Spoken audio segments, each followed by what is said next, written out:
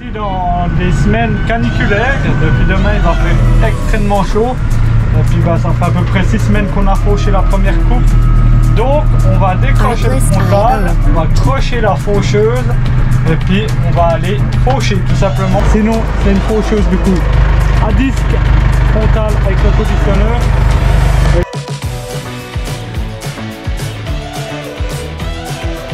Donc un aliment de qualité incroyable pour les vaches, ça va être incroyable, ça va être bien pour l'hiver prochain.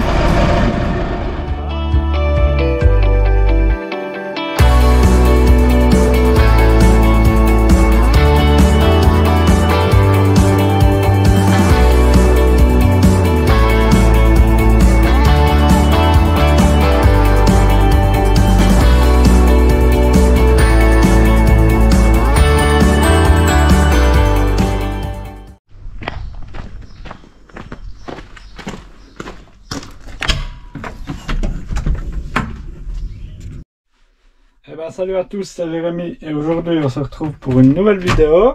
On se retrouve pour un vlog, j'imagine. Je vais vous faire un petit vlog, pas à la maison, mais un vlog chez mon patron de nouveau, comme vous avez pu voir avec le classe.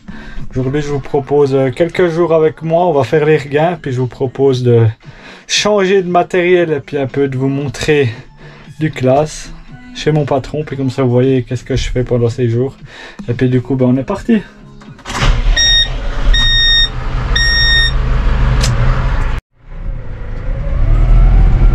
Alors, ce qu'on va commencer par faire là, il est 10h15, 10h20 du matin là.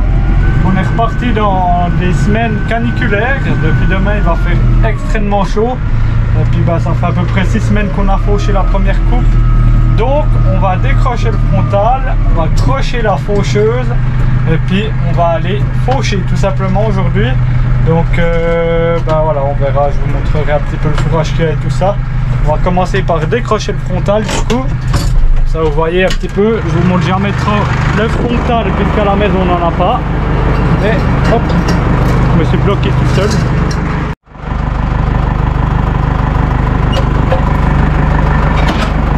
On va commencer par descendre les bras ici pour que le frontal il pose par terre évidemment. Et je vais le poser et décrocher avec les manettes sur le côté le frontal pour ensuite aller crocher la faucheuse frontale.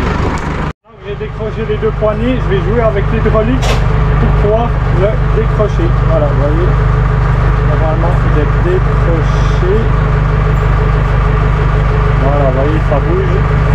Et voilà, comme ça, je vais pouvoir aller enlever l'hydraulique et ça sera bon. Voilà, petit arrêt au 440, il est décroché le frontal. Maintenant, c'est comme on va enlever les trucs pour les bras. Et puis on va crocher la faucheuse frontale que je vous expliquerai dans quelques instants.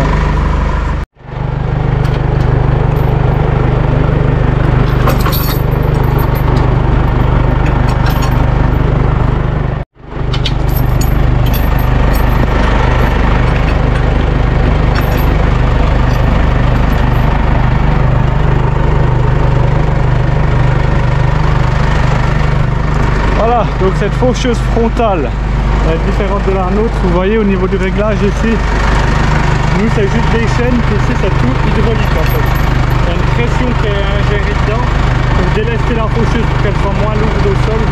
Ça se fait tout hydrauliquement avec des vérins, je vous montrerai comment ça se fait. Et puis sinon c'est une faucheuse du coup à disque frontal avec le conditionneur. Et puis le moyen de réglage, c'est pas comme sur la nôtre, ici ça se fait tout aux 3 points. Je vous montrerai après comment ça se passe. On va vite regarder un petit coup l'état des couteaux et après on y va. Voilà, on se retrouve, je viens d'arriver dans la parcelle ici, déplier des bâches et puis on est, cette grande parcelle là, elle fait 2 ou 3 hectares, je crois 3 hectares. Et puis du coup voilà, il est 11h tantôt, on va commencer de faucher. C'est un peu comme le Valtra, on commence par mettre un peu des gaz. On lève juste un poil la faucheuse. Et puis après, presse ce petit bouton ici. C'est parti. Voilà. Je vais me mettre à 850 tours. Je ne mets pas 3000 tours. Avec le conditionneur, pas que ça fracasse tout. Voilà, j'ai déjà mis pas au maximum le conditionneur. Et puis du coup voilà, on va gentiment y aller. poser la faucheuse, on la met en flottant et c'est parti. On va faire quelques mètres puis après on ira voir derrière la hauteur que ça donne, si on est à la bonne hauteur ou pas, et puis voilà.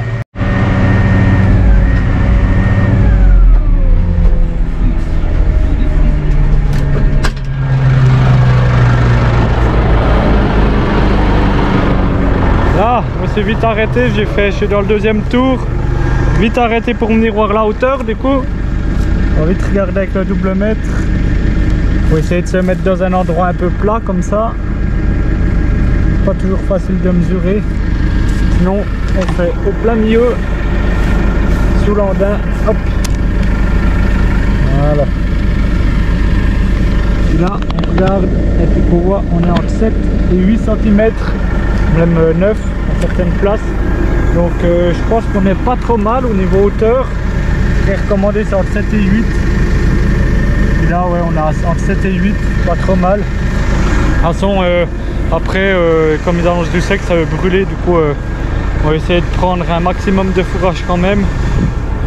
Même s'il faut laisser quand même une petite hauteur, mais on veut quand même en ramasser le maximum parce que après, de toute façon, ça veut brûler. Donc voilà. Alors, ben, vous voyez, ces vérins, c'est ça. Ça est dirigé par les barres ici. C'est réglé avec une conduite hydraulique. Et puis du coup, voilà, il faut que je le mette encore un petit peu plus là, à 90. Et puis voilà, on va continuer ça. Je vous ai pris le drone avec. Je vais essayer de vous faire des beaux petits plans là. Ça changera du Valtra et des Putting. Du full class ici. Et puis, du coup, voilà, on se retrouve après.